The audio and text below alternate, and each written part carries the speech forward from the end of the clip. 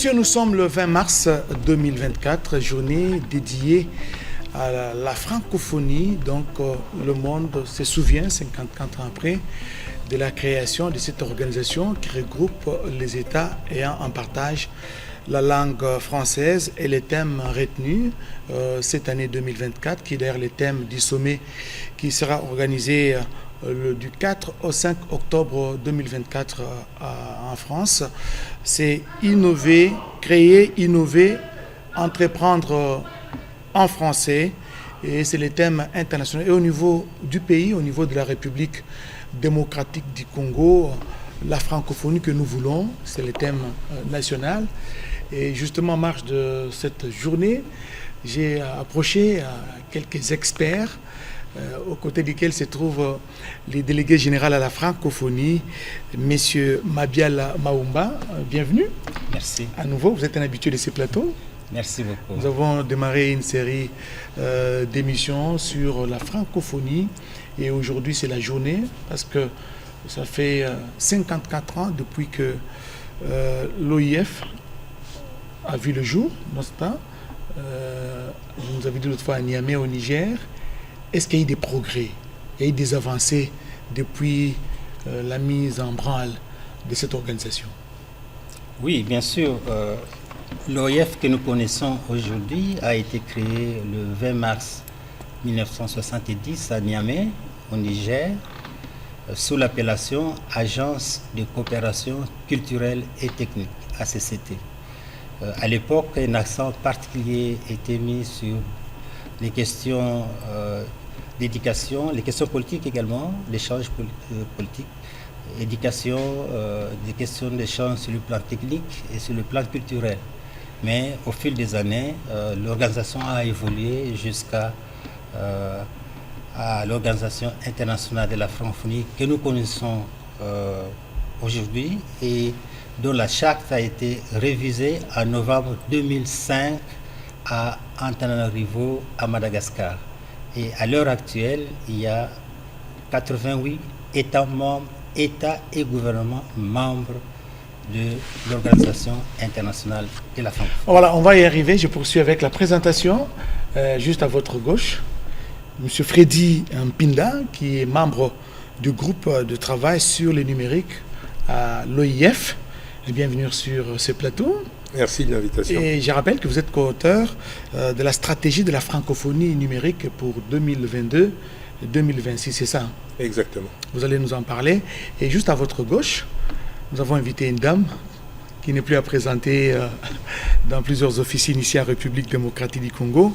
Il s'agit de Madame Eliane Munkeni Kiekye, qui est deuxième vice-présidente de la FEC, la Fédération des entreprises du Congo, administrateur à l'AUF pour la région Afrique et Centre, c'est ça? Centrale. Voilà, pour la région Afrique centrale, administrateur également à la Banque centrale du Congo. Vous êtes chef d'entreprise, vous êtes patronne, comme vous êtes là, et bienvenue également sur ce plateau. Merci. Et je vais commencer avec vous, justement parce que vous évoluez dans le monde, dans les secteurs économiques. Je voudrais savoir comment la République démocratique du Congo peut-elle tirer profit de sa présence comme pays membre de l'OIF sur le plan économique? Merci beaucoup de votre question et surtout de m'avoir invité. Je commencerai déjà par dire la francophonie. Quand on parle de la francophonie, on parle de l'espace. Et lorsque je parle de l'espace, je dirais que c'est une porte qui est ouverte. On demande des gens d'entrer. Et si la RDC a accepté d'être membre de la francophonie, c'est que la RDC savait quels étaient les enjeux par rapport à ses attentes. Et donc, nous sommes dedans, mais la question est de savoir comment la RDC peut en profiter, peut tirer profit de son appartenance. Et là, je vous dirais qu'il y a plusieurs axes. Vous avez déjà parlé du numérique, il y a économique, il y a politique, il y a tout. Mais moi, je vais m'appesantir sur l'axe économique. Donc pour nous, moi déjà de mon point de vue, la francophonie constitue vraiment une plateforme. Et de cette plateforme-là, la RDC peut tirer plusieurs profits. Je commencerai d'abord par les actions. La francophonie a des actions qui peut initier. Et la RDC doit en profiter. Je parlerai par exemple de la diversification de l'économie de la RDC. Aujourd'hui, la RDC, nous sommes tous conscients. Et c'est parmi les 6 piliers d'engagement du chef de l'État. Du chef de l'État. Et que nous, d'ailleurs, à la FEC, nous le prenons vraiment avec beaucoup de sérieux, avec beaucoup d'attention. Et même, comme vous savez, la FEC, on vient d'organiser des élections. Ça fait partie aussi de notre plan d'action. On veut diversifier. Alors, aujourd'hui, la RDC regarde seulement le secteur minier. Mais en étant membre de la francophonie, il peut diversifier. Il peut aller vers l'agriculture, il peut aller vers d'autres services et numérique, puisque le voisin à côté de moi, et d'ailleurs tout le monde parle de numérique aujourd'hui. Mais comment le faire si on ne profite pas de la langue française? Comment le faire si on ne va pas vers l'espace francophone? Et la RDC, en allant travailler dans des pays membres de la RDC, membres de la francophonie, parlant tous la même langue, le français, je pense qu'il y a moyen de saisir des opportunités pour diversifier l'économie. Et là, c'est du côté de la RDC. La RDC veut aller. La RDC a fait des programmes pour y aller. Mais là, du côté de la francophonie, il faut qu'il améliore la circulation de biens et des personnes. Et c'est là un peu le problème qui se pose avec la francophonie. Parce que la langue française est bien parlée. D'ailleurs, la RDC fait partie... C'est le deuxième pays avec le plus grand nombre de locuteurs. Exactement. Après la France. Mais aujourd'hui, lorsque vous regardez l'espace francophone, je regarde rien qu'à l'Afrique centrale. Je suis en RDC pour aller dans un pays de l'Afrique centrale, je dois avoir le visa. C'est déjà un obstacle. Il faut la suppression de toutes ces barrières. Exactement. Il y a un problème des barrières qu'il faut. Opportunité, vision, enjeu, c'est clair. Tout le monde a déjà compris. Mais le problème, c'est que comment y accéder? Là, ça, c'est mon point de vue. Un autre point de vue, la RDC aujourd'hui a besoin de développer ses compétences. Dans chaque programme que j'ai eu à lire en RDC ou d'autres pays, tout le monde met le développement des compétences par de formation professionnelle. C'est ça qu'on appelle aussi capital humain? Exactement. L'objectif, justement, c'est de développer le capital humain. Vous allez me demander pourquoi. C'est tout simplement pour être beaucoup plus compétitif. Aujourd'hui, nous parlons de la ZLECAf, mais comment aller à la... Nous sommes membres, on a signé, mais on a un problème de compétitivité. Mais puisque nous parlons la même langue, si on peut circuler dans le pays membre de la francophonie, on peut mieux apprendre chez les autres comment les autres ont fait pour développer les capitales humains et être beaucoup plus compétitifs. Autant que la RDC a des droits et là aussi des obligations. Exactement, les deux. La francophonie aussi a des obligations vis-à-vis de ces pays membres. Donc nous devons vraiment aller dans les deux sens. Donc je citerai encore quoi? Il y a des... puisque parlons économique, il y a les développements de l'économie, le côté macroéconomique même de notre pays. Mais pour cela, moi je me vois l'exportation. Plus la RDC va exporter, plus il y aura de l'argent, il y aura augmentation des recettes et nous pouvons nous sentir à l'aise. Donc en d'autres mots, il y a ces rendez-vous du donner et du recevoir. Du donner et de recevoir, vous l'avez bien résumé. Pour moi, c'est très important la francophonie, mais il y a une sorte de timidité qui est, comment dirais-je, couronnée des blocages. Il y a trop d'obstacles, trop de défis à relever. Et quand on relève ces défis, ça va aller. Il y a un problème de gouvernance aussi. La RDC veut bien profiter, échanger l'expérience avec les autres. Vous savez, quand on parle de la gouvernance en RDC, on a tendance à penser que les autres doivent nous apprendre la gouvernance. Mais nous aussi, on a à donner. Nous avons aussi des expériences à partager. Merci, Madame Eliane Moukeni, voilà. qui nous allons revenir à vous pour parler justement de tous ces aspects économiques. Qu'est-ce que la RDC doit apporter, doit donner aux autres pays membres en termes d'échange et en retour, qu'est-ce que la RDC est appelé à recevoir, n'est-ce pas, en étant membre de la francophonie, de l'Organisation internationale de la francophonie. Freddy Pinda, vous êtes membre, je l'ai dit tantôt, du groupe de travail sur les numériques au sein de l'OIF. Vous êtes un expert et co-auteur de la stratégie de la francophonie numérique 2022-2026, abordant sur la même lancée que Mme Eliane Moukeni. Qu'est-ce que la RDC? C'est la question d'ailleurs que tous les Congolais se posent, parce qu'il y a même ceux qui disent que comme on ne gagne rien en étant membre, mieux vaut leur quitter l'organisation, parce que la RDC ne gagne rien. Nous avons la guerre dans la partie Est, on n'a pas de soutien, on n'a pas d'appui, la francophonie est mi-ouette à ces sujets. Et sur le plan du numérique, qu'est-ce que la RDC gagne en étant membre de l'Organisation internationale de la francophonie, et en retour, qu'est-ce que la RDC propose? Merci de la question et merci de l'invitation. Lorsque nous parlons de la francophonie, en termes d'espace, il faut quand même garder à l'esprit que la francophonie couvre 5 continents. Souvent, quand on parle de la francophonie, quand on dit qu'on va à Manille ou on va au Vietnam, les gens sont surpris. La francophonie couvre les 5 continents. Donc, il faut voir cela sur les 5 continents. Qu'est-ce que la RDC, sur le plan purement du numérique, attend de la francophonie? La RDC attend de la francophonie que ça devienne un espace d'échange. Parce qu'en réalité, au départ, la francophonie, c'est quand même un espace qui a été conçu comme étant un espace de paix, d'échange, de développement économique. Donc, au niveau du numérique, nous attendons à ce qu'il y ait des échanges avec des étudiants francophones de Tunis, des étudiants francophones de Montréal, même d'Alexandrie, dont on a parlé. C'est ça en réalité. C'est que nous attendons d'abord des échanges. Il faut qu'il y ait des échanges. Parce que le numérique aujourd'hui, c'est devenu un outil qui irrigue tout, l'économie, la santé, l'agriculture, tout. Donc, c'est-à-dire, nous voulons les échanges. Alors, qu'est-ce que la RDC apporte? Je dirais qu'aujourd'hui, la RDC apporte tellement au numérique. Et pas seulement sur l'espace francophone. La RDC est le premier pays au monde qui fournit tout ce que la 4e révolution numérique a besoin. Et si vous faites allusion aux minerais stratégiques? Absolument. Parce que avant d'utiliser un ordinateur, il faut le fabriquer.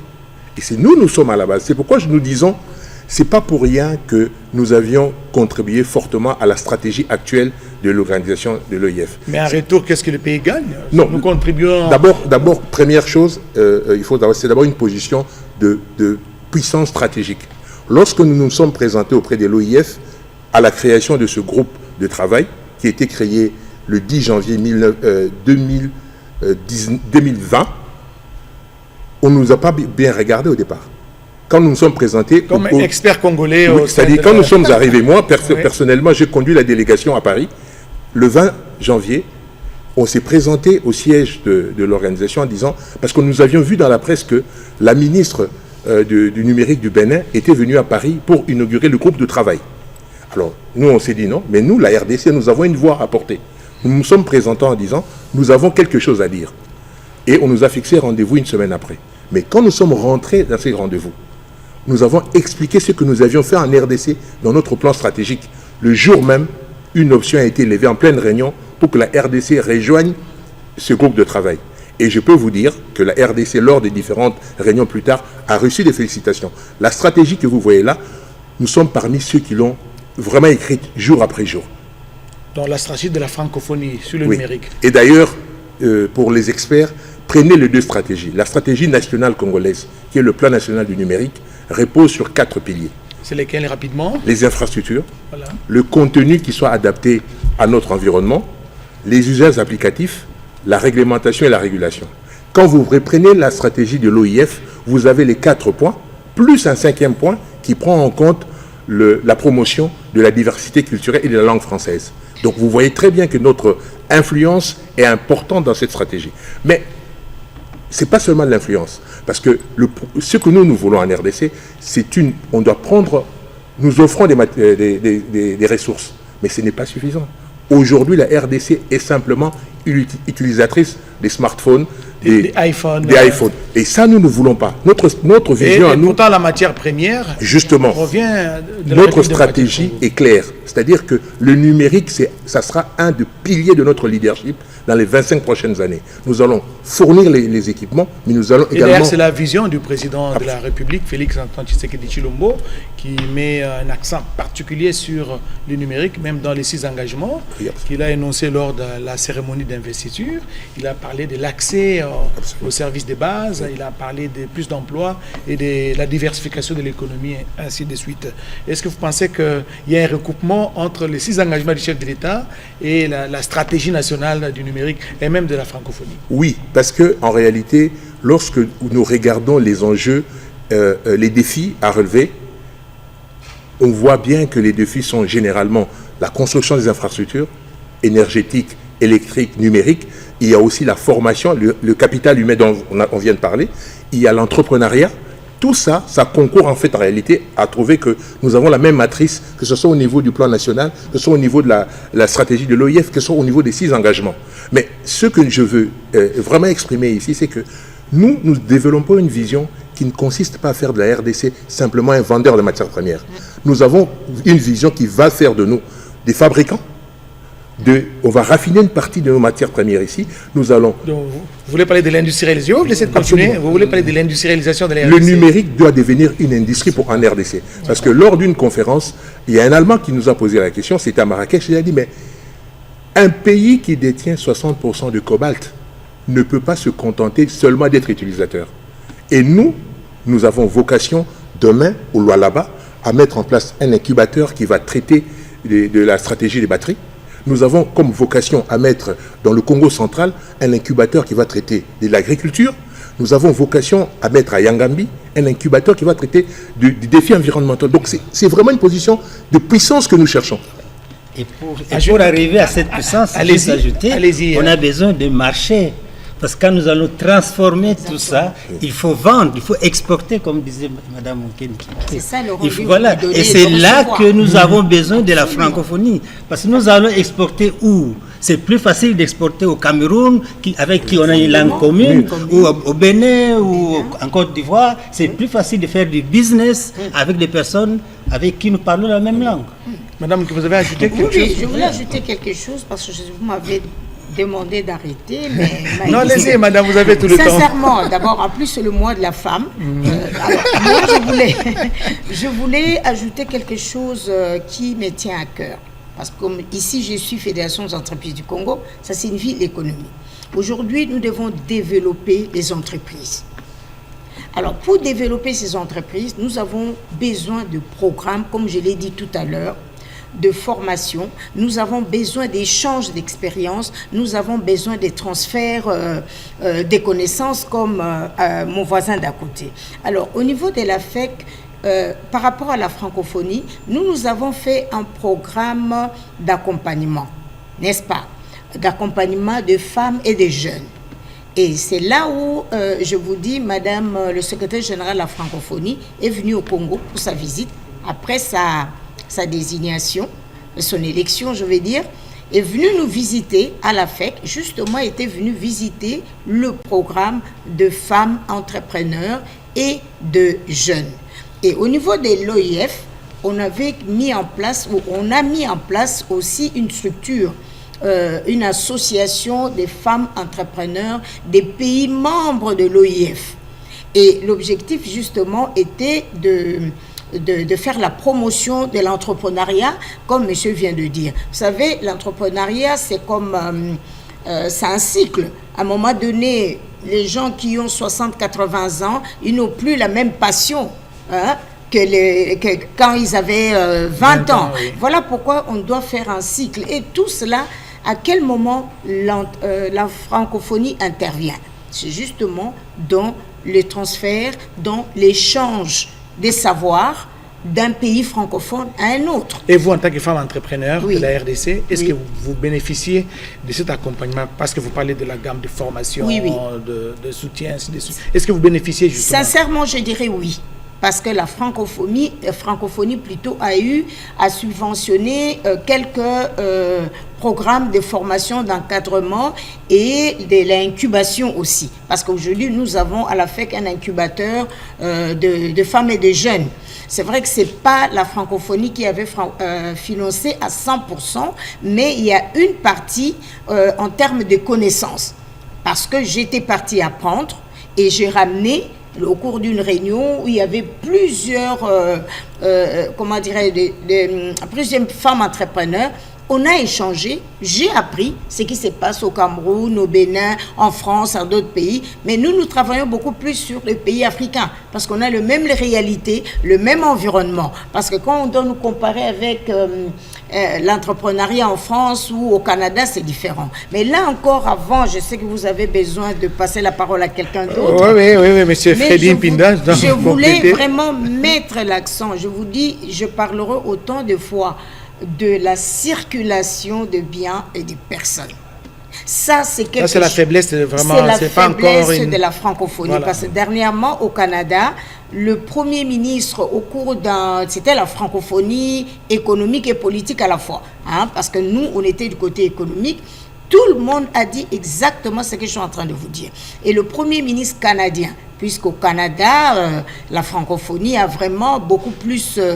je vais dire d'ampleur, et avait promis à donner le visa d'affaires à toute personne qui allait au Canada dans le cadre de la francophonie. Et là, je peux témoigner, moi, l'ambassade m'a donné 5 ans.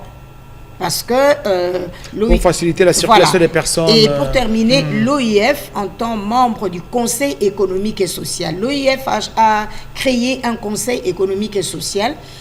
Dans ces conseils, on trouve les universitaires, le monde universitaire d'un côté et le monde économique de l'autre. L'objectif, justement, c'est pour discuter de comment l'OIF... Et là, vous parlez maintenant en tant qu'administrateur... En tant qu'administrateur à l'AIF. Et ça c'est très bien parce qu'on se retrouve... Il y a même certains anglophones, mais qui ont opté d'apprendre le français. Ah, ça, c'est une très bonne chose. Voilà. Je voudrais savoir sur le plan, dans le secteur du numérique, parce que vous avez été à la base de cette stratégie d'abord au niveau national, la stratégie nationale du numérique, et co-auteur de la stratégie de la francophonie numérique pour 2022 et 2026. Est-ce que vous bénéficiez justement du soutien de cette organisation, surtout dans la formation, l'encadrement, parce que le numérique, c'est un secteur, entre guillemets, pour les initiés. Oui, mais bon, l'idéal, c'est que nous voulons assez que le numérique devienne vraiment un secteur ouvert à tous. La problématique pour nous n'est pas seulement de bénéficier. Si vous regardez cette stratégie 2022-2026, nous, notamment la RDC, nous avons fait une demande. Nous avons souhaité assez que ça, c'est aussi parce que nous avions regardé la précédente stratégie, c'est que nous avions demandé assez que dorénavant, dans la stratégie comme celle-là, qu'on puisse laisser la place à l'expérimentation, surtout sud-sud. Parce que souvent, on regardait vers le nord. Or, aujourd'hui, en étant à Kinshasa, on peut avoir des interlocuteurs à Douala, à Yaoundé, à Dakar, à Abidjan, et faire avancer des projets sérieusement. Et c'est pour ça que nous avions demandé à ce que dans la stratégie actuelle, nous avions dit laisser aux membres des sous-régions la possibilité d'expérimenter.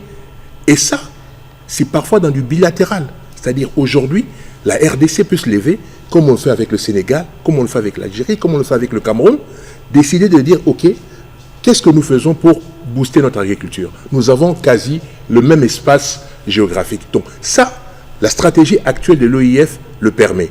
Nous avions également mis dans cette stratégie la possibilité d'un financement de ce type d'expérience. Parce qu'avant, on regardait tous dans la même direction pour aller chercher les financements. Aujourd'hui, la RDC peut se mettre avec 3 ou 4 pays d'Afrique centrale, décider de faire une expérimentation dans l'agriculture. C'est une grande première. Hein? Justement, mais souvent, même au niveau de Paris, peu de gens connaissent exactement ce qu'il y a dans cette stratégie. C'est pourquoi nous l'expliquons, nous vulgarisons. Elle donne beaucoup de marge de manœuvre, notamment aux étudiants. nous avions dit ceci, parce que nous avions constaté que les étudiants en dernière année, dans les facultés technologiques en Afrique, Polytechnique Thiès, Polytechnique Unékin, Mohamed VI au Maroc, parfois ils avaient les mêmes soucis, mais ils ne se communiquaient pas. La francophonie a comme aussi de donner libre cours aux échanges entre les étudiants, notamment les étudiants qui sont en dernière année, parce ils écrivent des mémoires, ils doivent faire des bancs de tests et tout. Donc tout ça, on a mis dedans. Mais maintenant, je crois qu'il est temps que nous puissions... Et il y a une plateforme qui a été mise sur pied pour permettre cette interaction entre étudiants. La stratégie telle qu'elle a été... nous avions fait des recommandations et il y a une plateforme, il y a des plateformes qui vont être déployées. Évidemment, la stratégie date de 2022, mais il faut un peu de temps. On est en 2024. On a des plateformes et nous veillons absolument à ce que le numérique devienne un lieu d'échange entre étudiants. Parce que quand vous allez aux États-Unis, à Harvard, à Yale ou au MIT, à côté de l'université, vous avez un incubateur universitaire, vous avez un Fab Lab. Et c'est ça notre... Et d'ailleurs, nous le disons aussi en RDC. Nous disons que dès cette année, nous allons avoir 5 universités congolaises qui vont être équipées d'un incubateur universitaire et des Fab Labs. Comme ça, les étudiants peuvent aller directement tester les idées à côté. Et si la francophonie peut venir en termes de soutien, de formation ou en soutien financier, c'est bien, mais ça sort de la stratégie. Si ce n'est pas un secret, quelles sont ces universités? Nous avons imaginé ceci. S'agissant de la RDC, quand vous faites un choix, surtout un choix qui est le pilote, il faut aller dans des villes où l'espace, on peut y accéder facilement parce que c'est des équipements qu'on va transporter. Donc, le choix a été fait sur 4 grandes universités, Kinshasa, Kisangani, Lubumbashi et Goma. Mais comme pour ne pas laisser le centre totalement vide, il y a un choix a été fait sur Mbujimaï. Donc, pour cette année, nous allons avoir 5 incubateurs sur les 5 villes. Madame Moukine voulait ajouter quelque chose. Oui, je voudrais rebondir sur ce qu'il est en train de dire. Justement, dans le cadre du programme de l'OIF, il demande aux universitaires de travailler avec le monde économique. Et donc, nous en RDC, la FEC, le campus universitaire, parce que le recteur, c'est le président de tous les professeurs de toutes les universités. Il nous a approchés pour voir dans quelle mesure nous pouvons travailler ensemble. Parce qu'avoir l'incubateur, c'est une chose, mais maintenant, la mise en pratique, ils ont besoin de monde économique. Donc, ils ont besoin de la FEC, Copemeco, FENAPEC, pour venir pratiquer ce que l'incubateur leur montre. Voilà comment nous allons travailler ensemble. Et là, c'est dans le cadre de la francophonie. L'AUF a vraiment développé un programme que je ne suis pas la bouche autorisée pour en parler, mais j'ai vu déjà les indicateurs de ce programme dans ce que M. Mabiala a dit. Je voulais juste compléter ça. Merci beaucoup pour ces compléments d'information. Créer, innover, entreprendre en français. Et donc, au niveau de l'OIF, les lignes sont en train de bouger. M. Mabiala, vous êtes délégué général à la francophonie. Oui, les lignes sont en train de bouger. Il y a un virage qui est en train de se faire vers la promotion des échanges économiques et commerciaux. Et d'ailleurs, au cours des derniers mois, il y a des appels à candidature qui ont été lancés, notamment pour des missions économiques et commerciales en Roumanie et au Québec. Ces missions sont en cours de préparation. L'idée étant de favoriser les échanges économiques et commerciaux au sein de l'espace francophone. Et c'est d'ailleurs une option qui a été levée de façon unanime lors de la dernière conférence ministérielle qui s'est tenue à Yaoundé au Cameroun au mois de novembre 2023. L'option qui a été levée, c'est justement de faire tout pour que l'OIF puisse aider à favoriser la promotion des échanges économiques et commerciaux au sein de l'espace francophone. Nous sommes en train d'atterrir dans cette émission spéciale francophonie. Madame Eliane Moukeni Kiekie, je vois que vous êtes administrateur à l'AUF, vous avez plusieurs casquettes, deuxième vice-présidente de la Fédération des entreprises du Congo, FEC, vous êtes administrateur à la Banque centrale du Congo, chef d'entreprise. La liste n'est pas exhaustive. Je voulais m'attarder sur votre fonction d'administrateur à l'AUF. Comment êtes-vous arrivé là? Si ce n'est pas un secret. Vous avez été recommandé? Ça s'est passé comment? Non, vous savez, aujourd'hui, lorsque mon voisin de droite parle du numérique, c'est très facile d'attraper quelqu'un. Il suffit de mettre son nom. Vous avez sa biographie qui apparaît et les mails et tout. Donc, l'AUF m'a contacté pour me dire qu'ils ont vu mon profil quelque part et qu'il aimerait que je puisse envoyer mon CV. Et après avoir envoyé mon CV, ils ont dit que mon profil était très intéressant, comment dire, les connaissances, les informations du CV ont confirmé ce profil. Donc, ils aimeraient que je sois membre de l'AUF, du conseil économique, hein, attention, parce que le conseil de l'AUF a deux parties. Il y a des conseils universitaires, là c'est composé que des universitaires, nous c'est les conseils économiques et sociaux. Des recteurs des universités. Voilà, nous c'est économique et social où on trouve la plupart de personnes qui sont là, des administrateurs, sont des patronats des entreprises comme la FEC, comme au Sénégal, et il y a même le gouverneur de la Banque centrale de Madagascar qui est aussi là. Donc c'est juste pour échanger comment nous pouvons, l'AUF peut améliorer les cursus universitaires des étudiants, de manière à ce que lorsque quelqu'un sort de l'université, il va directement trouver du travail. Et ce qui est plus intéressant, aujourd'hui, l'AUF parle de l'étudiant entreprenant. C'est ça. Vous voyez, donc vous êtes étudiant déjà, mais vous apprenez à être entrepreneur. D'où mon bonheur de faire partie de ce conseil. Donc il y a beaucoup à gagner à restant membre au sein de l'organisation. Bien sûr, l'agence universitaire de la francophonie, AUF, c'est l'une des institutions de la francophonie qui travaille notamment dans le domaine de la coopération universitaire. Et c'est cette initiative dont Madame Eliane Mukeni est en train de parler, vise à renforcer les liens entre les institutions de formation et le milieu du travail. Parce qu'on a remarqué un peu partout au sein de l'espace francophone que les étudiants qui sont formés, qui sortent des universités, qui sortent des instituts supérieurs, sortent avec un bagage uniquement théorique. Et donc, pour que la dimension pratique soit renforcée et pour que ces étudiants trouvent facilement du travail quand ils terminent, il faut établir le lien avec les employeurs, les milieux du travail. Et donc c'est ces approches-là que la francophonie est en train de promouvoir en demandant à chaque pays de s'inscrire là-bas, de s'inspirer des expériences des États membres qui sont déjà avancés dans cette perspective-là. Voilà, M. Freddy, nous allons terminer par vous parce que nous sommes en train de terminer ces numéros spéciaux francophonie. Freddy Mpinda, vous êtes expert congolais, membre du groupe de travail sur le numérique à l'OIF. Comment l'OIF est-il arrivé à vous adopter, vous coopter? Parce que vous avez dit vous-même tantôt que quand vous avez vu pour la première fois à Paris, c'est comme si vous tombiez d'une autre planète. L'expertise. Oui, bon, disons que ça c'est la faiblesse en gros de la RDC. La RDC souvent a des cadres extrêmement brillants, mais qui ne sont pas souvent, bénéficient pas d'une promotion nationale. C'est important que la RDC puisse promouvoir. Donc le pays ne sait pas vendre ses cadres. Oui, mais c'est aussi, il faut quand même que le pays ait une stratégie de mise en avant de ces cadres dans les institutions internationales, dans les différents forums. C'est très important. C'est vraiment important. J'avais un mot particulier à lire parce que... Allez-y, vraiment 30 secondes parce que nous avons accueilli ici au mois d'août et de juillet dernier toute la jeunesse francophone qui a célébré les Jeux de la francophonie. Notre vœu, notre souhait, c'est que dans quelques mois ou dans quelques années, que ces jeunes-là reviennent en RDC parce que Kinshasa sera redevenu une place forte du numérique.